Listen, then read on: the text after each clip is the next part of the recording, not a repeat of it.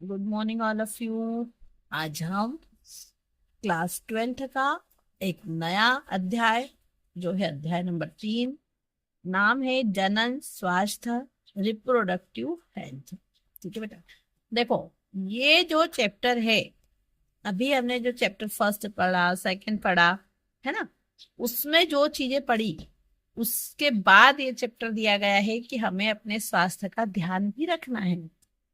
ठीक है, तो इस चैप्टर में आपको जनन संबंधित पूरी जानकारी दी हुई है, जिसमें रोग के बारे में भी बताया गया है, कई तरह की तकनीकों के बारे में बताया गया है, फिर गर्भ समापन क्या है उसके बारे में बताया गया है, एम्नियोसेंटोसिस के बारे में बताया गया है, और ये क्वेश्चन परीक्षा में पूछे जाते हैं। ठीक है बेटा, और ये जो आईवीएफ है, गिफ्ट है, इनका भी क्वेश्चन परीक्षा में आता है। ये पूरा चैप्टर समझाने से पहले मैं इस वीडियो में आपको महत्वपूर्ण बिंदु क्या क्या है, इस पूरे चैप्टर में क्या क्या हम पढ़ने वाले हैं फुल डिटेल में, उसके बारे में मैं आपको पॉइंट आउट बता रही हूँ।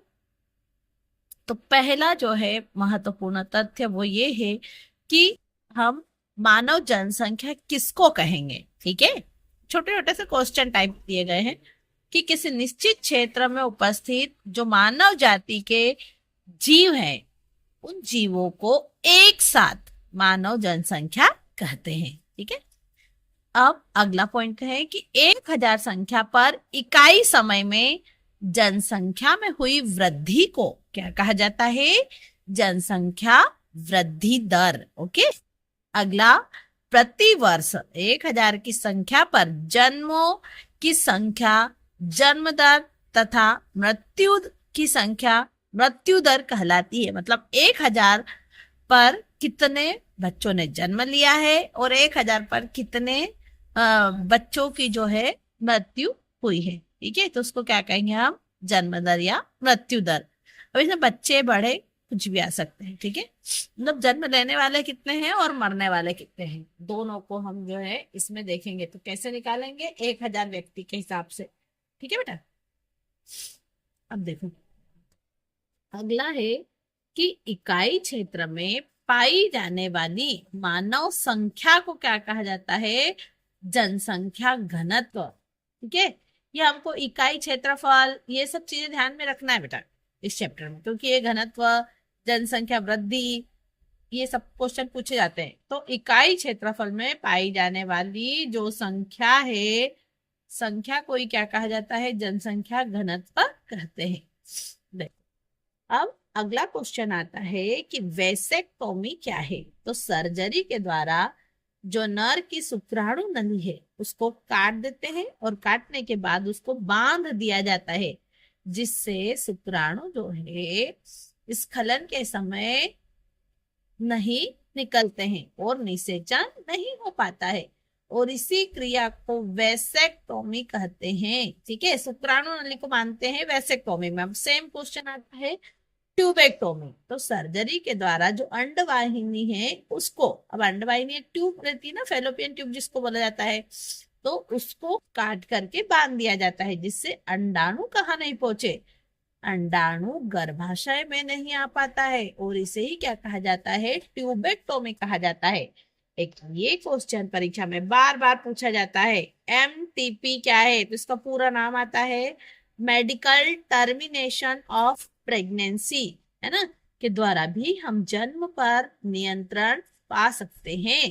ठीक है बेटा, अगला है परिवार कल्याण विभाग के द्वारा बहुत सारी जो है जनसंख्या वृद्धि को रोकने के लिए योजनाएं, कार्यक्रम चलाए जा रहे हैं।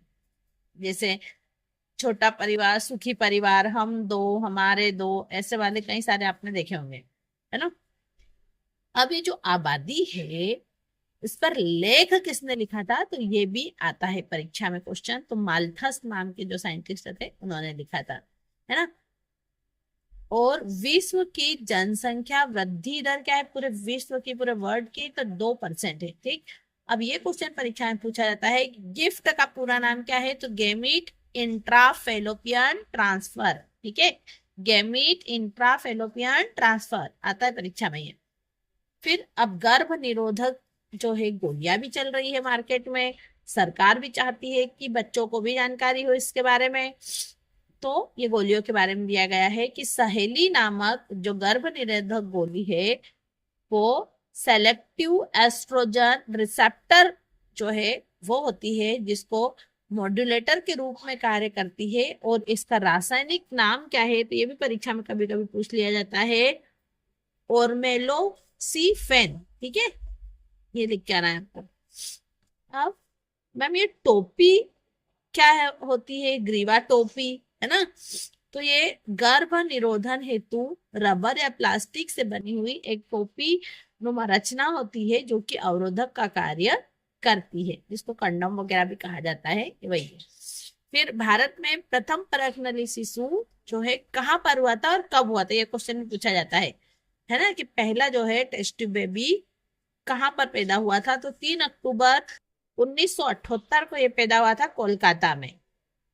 शुक्राणु की अनुपस्थिति या कमी, शुक्राणुओं की असामान्यता पुरुषों में नपुंसकता का प्रमुख कारण है। इसलिए जब भी आईवीएफ तकनीक वगैरह का प्रयोग करते हैं तो डॉक्टर पहले क्या करता है, पुरुष की भी जांच करता है, ठीक है, कि इसके अंदर शुक्राणु जो है बन रहे हैं ठीक से कि नहीं बन रहे हैं, उसमें कमी तो नहीं है ना, मात्रा बराबर है कि नहीं है, ऐसा। पात्र निषेचन के लिए अंडाणु को स्त्री के अंडाशय से लेप्रोस्कोप के द्वारा क्या कर लिया जाता है, निकाल लिया जाता है, और फिर उसको जो है स्टोर किया जाता है। इसी को क्या बोलते हैं, पात्र निषेचन। फैलोपियन नलिका में जब भ्रूण का अंतरोपण किया जाता है तो उसको बोलते हैं एक्टोपिक प्रेगनेंसी। क्या बोलते हैं, एक्टोपिक प्रेगनेंसी। फैलोपियन नलिका में भ्रूण का अंतरोपण कर रहे हैं, ठीक है, या फिर वो खुद से चल के कहाँ जाएगा, गर्भाशय की जो ग्रीवा है ना वहां पर पहुंचेगा, ठीक है। चलो, सुजाक या फिर गोनोरिया, ये बीमारी है बेटा।